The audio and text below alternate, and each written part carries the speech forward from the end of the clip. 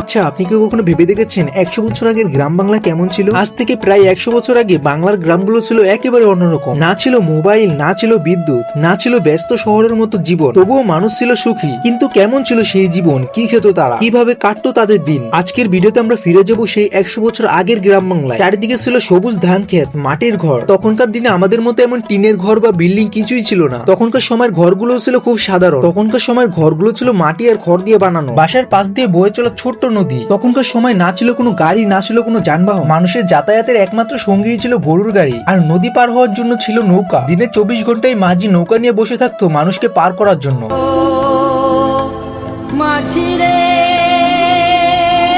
আর সন্ধ্যা নামলেই চারিদিক অন্ধকার হয়ে যেত, কারণ তখনও বিদ্যুৎ পৌঁছায়নি কোনো ঘরেই। তখনকার সময় রাত হলেই মানুষ জ্বালিয়ে দিত কুপি বা হ্যারিকেন। সন্ধ্যা নামলেই প্রতিটা ঘরেই জ্বলে উঠত হ্যারিকেন বা কুপির আলো। তখনকার মানুষের জীবনযাপনও খুবই সাধারণ ছিল, কারণ বেশিরভাগ মানুষই ছিল কৃষক। সূর্য ওঠার সাথে সাথে তারা বেরিয়ে যেত কৃষি কাজ করার জন্য। ধান, পাট, গম এগুলোই ছিল তাদের প্রধান ফসল। তাদের খাবারও ছিল খুবই সাদামাটা, ভাত, ডাল আর মাঝে মাঝে মাছ। ঈদের জন্য তারা সুখ ফিরে পেত। গ্রাম বাংলার সবচেয়ে সুন্দর দিক ছিল তাদের সংস্কৃতি। নববর্ষ, নবান্ন, পূজা, ঈদ এগুলো সবই হতো তাদের একসাথে। তখনকার দিনের মানুষের বিনোদনের জন্য তেমন কিছুই ছিল না। তাদের বিনোদনের একমাত্র উৎসই ছিল যাত্রাপালা, বাউল গান। তবে সবকিছু এত সুন্দর ছিল না। এখনকার দিনের মতো এত হসপিটাল, ডক্টরখানা কিছুই ছিল না তখন চিকিৎসার ব্যবস্থাও ছিল খুবই কম। তাদের চিকিৎসার জন্য ছিল হাতুড়ে ডাক্তার। তখনকার দিনে শিক্ষার ব্যবস্থাও ছিল খুবই সীমিত। আর তখনকার দিনে বাচ্চাদের বিনোদনের জন্য একটা জিনিসই ছিল, সেটা হচ্ছে আইসক্রিমওয়ালা। রোজ সূর্য ওঠার সাথে সাথে আইসক্রিমওয়ালা বেরিয়ে পড়তো আইসক্রিম বিক্রি করার জন্য। আর তখনকার দিনে আইসক্রিমের দামও খুবই কম ছিল। আর সময় যাওয়ার সাথে সাথে এগুলো সবই যেন অতীত হয়ে যাচ্ছে। তখনকার দিনের বেশিরভাগ মানুষই গরু ছাগল পেলে থাকতো। আর তখনকার দিনে শীত মানেই ছিল তাদের কাছে আনন্দ। শীতের দিনে প্রায় প্রতিটা বাড়িতেই হতো পিঠে। আর পিঠে বানানোর সময় গ্রামের বাচ্চারা উনুনের কাছে এসে চুপ করে বসে। তখনকার দিনে তো মোবাইল ছিল না, তাই মানুষের যোগাযোগের একমাত্র উৎসই ছিল চিঠি। মানুষ চিঠির মাধ্যমে একে অপরের সাথে যোগাযোগ করে থাকতো। এ যেন এক ছিল আলাদা এক দুনিয়া। কিন্তু সময়ের সাথে সাথে সবকিছুই চেঞ্জ হয়ে গেছে। এখন কুড়ে ঘরের মতো ঘরগুলো নাই বললেই চলে। এখন চারিদিকে শুধু বিল্ডিং, দালান কোঠা উঠে ভরে গেছে। সেই পুরনো দিনগুলো শুধু অতীত হয়েই রয়ে গেছে। আজকের আধুনিক দিনে আমরা অনেক কিছু পেয়েছি, কিন্তু হারিয়েছি সেই সোনালী অতীত। 100 বছর আগে সেই গ্রাম বাংলা হয়তো এখন আর নেই, কিন্তু তার গল্প এখনো আমাদের মাঝে বেঁচে আছে।